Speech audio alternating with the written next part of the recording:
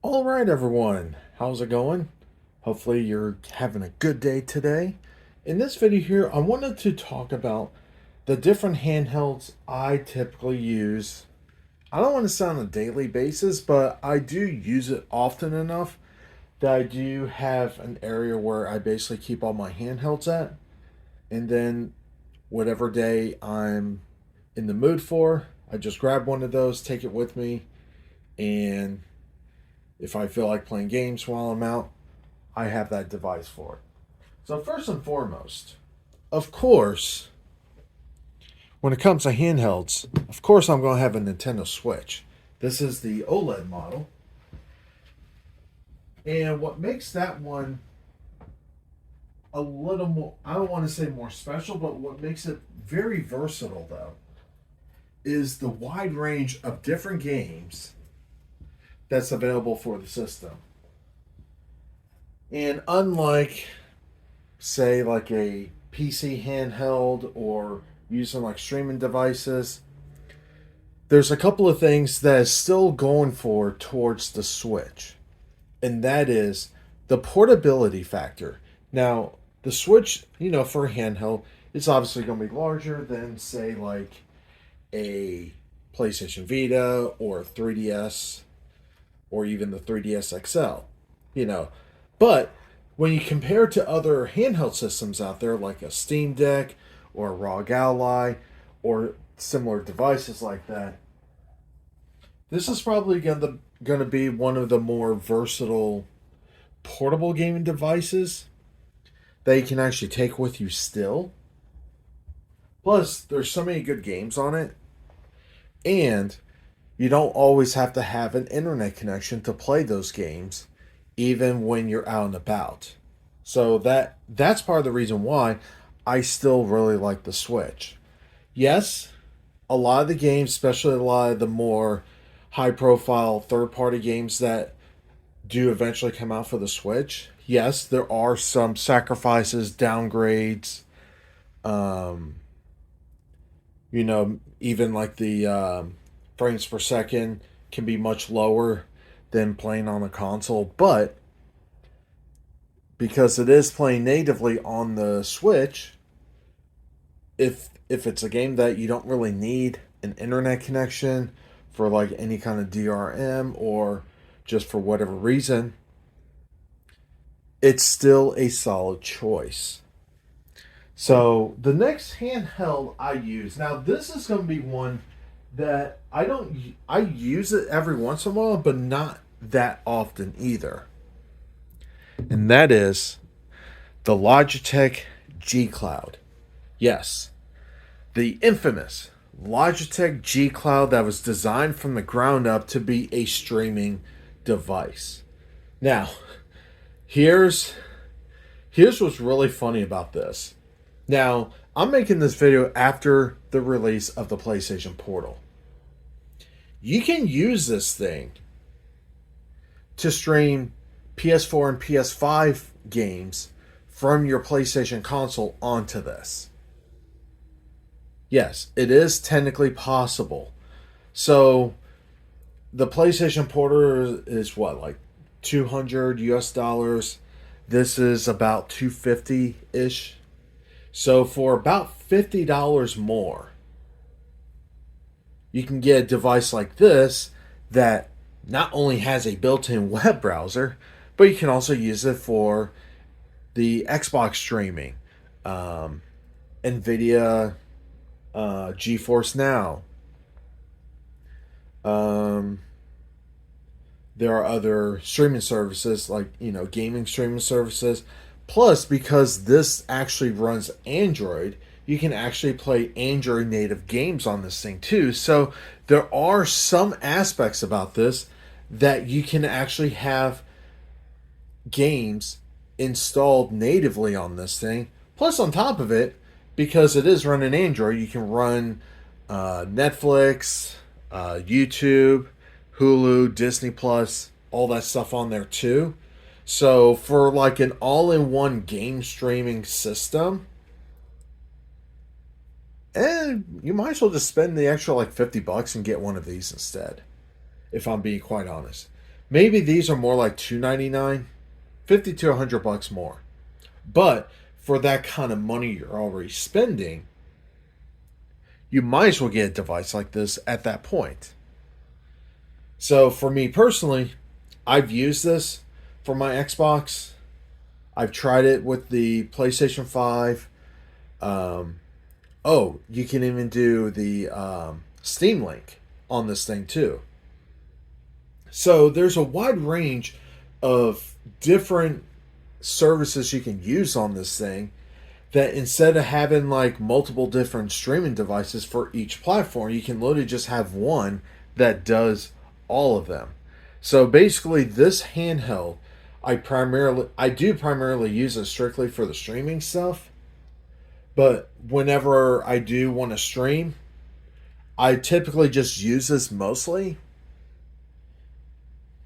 at home, honestly. I've used it outside of my home, and for the most part, it actually worked fine. Um, I'll give you an example. I was at work one day, I brought this with me.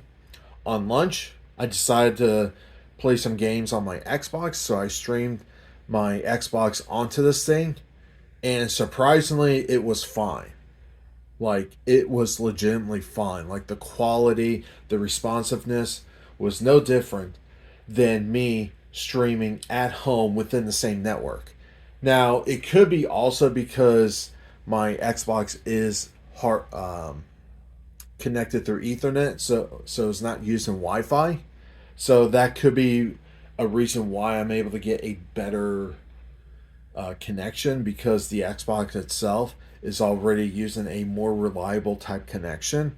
But all in all, it's been working fine for me, even outside the house. The next one is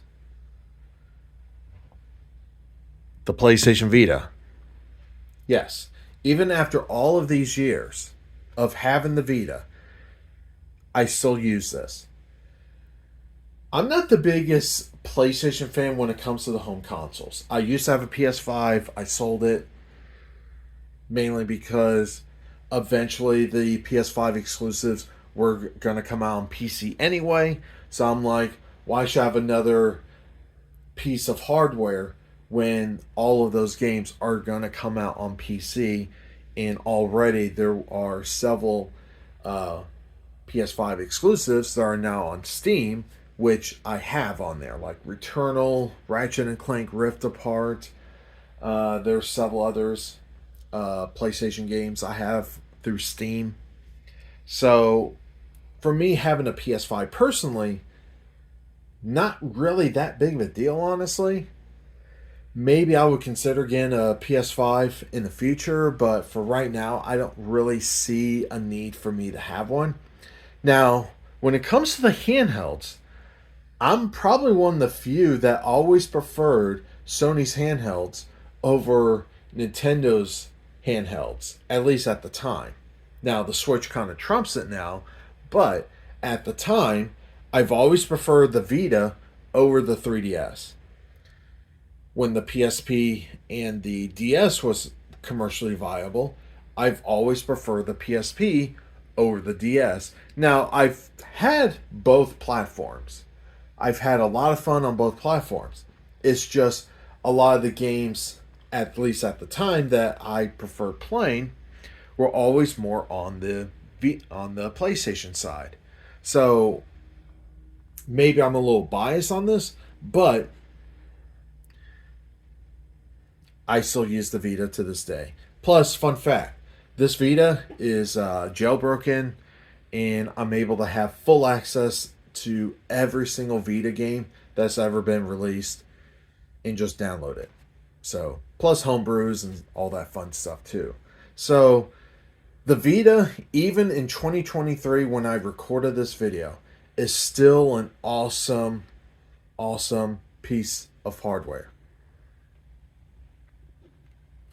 Next is going to be one of my newer additions, and that is the ROG Ally.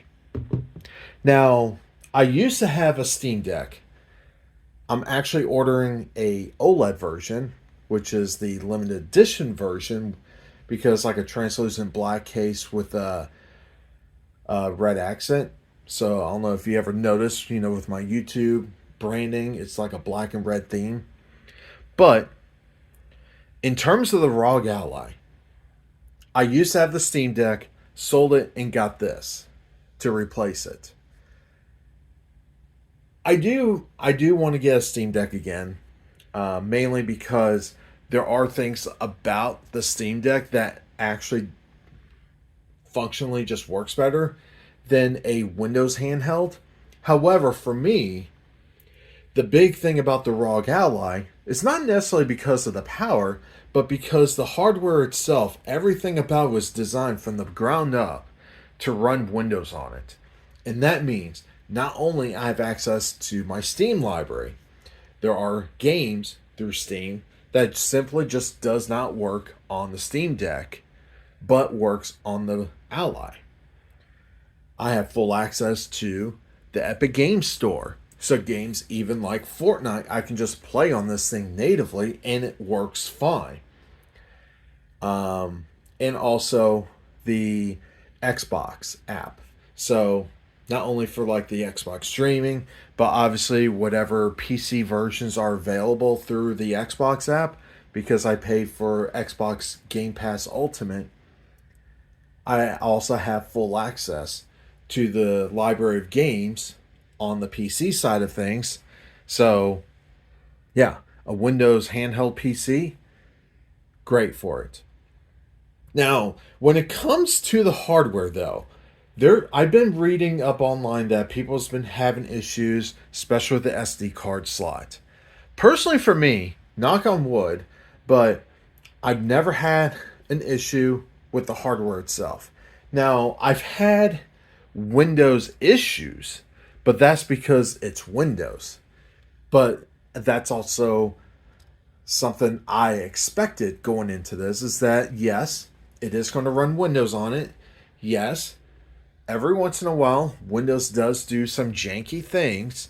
But for the most part, I would say about 80-90% of the time, this thing has actually been solid for me. And not only that, I actually think the way this is laid out in terms of the control sticks, the buttons, and everything, I kind of prefer this over the Steam Deck. Now, I do like it that the Steam Deck has those touchpad things, but for me personally, at least when I had the Steam Deck, I never really used it besides going to the desktop version of SteamOS, or when I was experimenting with Windows running on the Steam Deck. That was really when I was using the touchpads, but besides that, to me personally, it was just a wasted space. So for me personally, I'd rather either just do the touchscreen or just use the analog stick as the mouse cursor. But that's just me though. Now, technically it is possible to get like an external GPU connected through the proprietary connector on this thing and then use it like an actual desktop.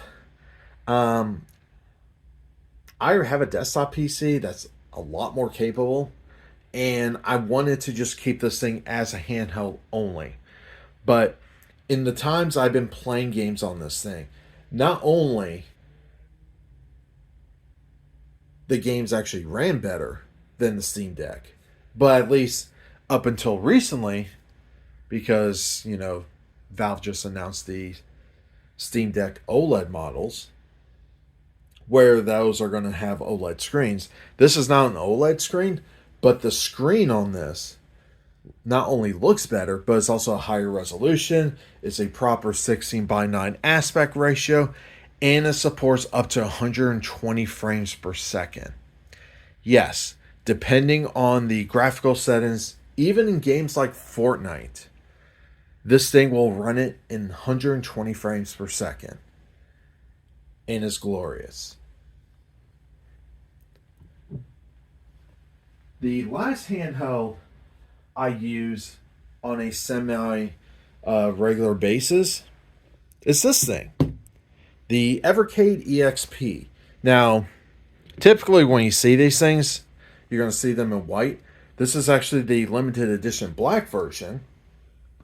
Fun fact, the whole reason to pre-order the limited edition version is that it was going to be like a premium tier model where the whole case was black. You get a case for it, screen protector, a couple of cartridges, and a couple of other goodies for it. Actually, the case for it is actually pretty nice. So this is actually the case that came with it, and I do have some cartridges in there right now. But all in all, this thing is actually pretty solid. And unfortunately, when they made this, or at least when they made all of the units and then get it shipped out, apparently the either the truck, the shipping truck, or the cargo trailer, whatever it is, that whole thing got stolen. So basically, everyone that pre-ordered this that was outside of the European country wasn't able to get it. So basically, they basically decided to go ahead and remake these things and then get it shipped out. So while everyone got the white ones at launch, someone like me that ordered this, that's here in the US, actually ended up waiting a bit longer. But the cool thing about this is that because of that, they decided to do something a little extra. It's like not necessarily like an apology, but it's like this was something like outside their control. So obviously, I have no hate towards Blaze Entertainment or anyone that works there, because this was a complete freak accident or a freak situation that happened. But not only they decided to tweak some things to basically improve on this one, whereas the original version actually had an issue where it had the original type of cartridge slot that the original first gen models of the cartridges were actually made a little too big, so it actually always had a very tight fit. This particular one is the one where they made the cartridge slot, basically the housing, the hole for the cartridge, slightly bigger to accommodate any of those kinds of cartridges, which is really cool. Another thing is, because of this, they actually sent out emails to everyone that decided to hang on to their pre-orders, and basically say it's like, hey, if you want, if you want to give us your information, we can actually put you into the credits. So for anyone out there that has an Evercade EXP, when you go to the credits in the operating system, there's a section on there where it's like, I forgot the actual term they used. It was like something heroes, and then it's like a long laundry list of different names on there. My name's in there. So, yeah, this little channel here, I'm in this firmware. I'm in the credits, so yay. But all in all, the Evercade is one of those devices where I don't necessarily use it on a daily or weekly basis, but it's one of those kinds of devices where once there's like a new compilation of cartridges I'm interested in getting, I go ahead and get that, play it, and then, once I'm done with the games, goes in the case and then back on the shelf. So for an example, this is actually the latest one I picked up. The next two sets of cartridges I'm getting is the Duke Nukem ones. But this one here, it's the Home Computer Heroes Collection 1. And part of the reason why I got this is really because of one game on here. And it has to do with this one right here. The Pesky Robots. I think that's what it's called. Planet X2 is on here too. Okay, that's cool. Okay, so there's two games I was interested in trying. So, Attack of the Pesky Robots and Planet X2. Now, for anyone watching on YouTube, especially when they go to like the more of the tech type channels or like the classic tech channels, um, if you know a YouTube channel named the 8-Bit Guy, those two names that I just said right there is going to sound very familiar because those are actually his games that he made, and they're now on this collection for the Evercade. So you don't necessarily need to have like the original Amiga computers or the Commodore 64s or whatever old school computers. You don't have to even emulate it on a PC. You can just have it on the cartridge like this and play it on the Evercade now. So the Evercade for me personally, while it's not necessarily like the primary handheld I play on a either a daily or weekly basis, but it is a type of platform that when it comes to stuff like this, when it comes to collections like this or any other collection of games that I'm interested in, this is where this system comes in. So that's part of the reason why even now I still use the Evercade. Plus, once a month they issue a new firmware update, which fixes some bugs and stuff. But they put like the game of the month, so each month you can actually try out new games on here that are going to be available on future collections in the future. So that's actually cool too. That's actually smart promotion right there to get people to try some games like, oh, I actually like this game. And then they find out which collection's on, then they go and spend like another $20 on this thing. So while it may be emulating the games from the original hardware, but for the most part, it works fine. The controls are good. The Tate mode on this thing is actually kind of cool.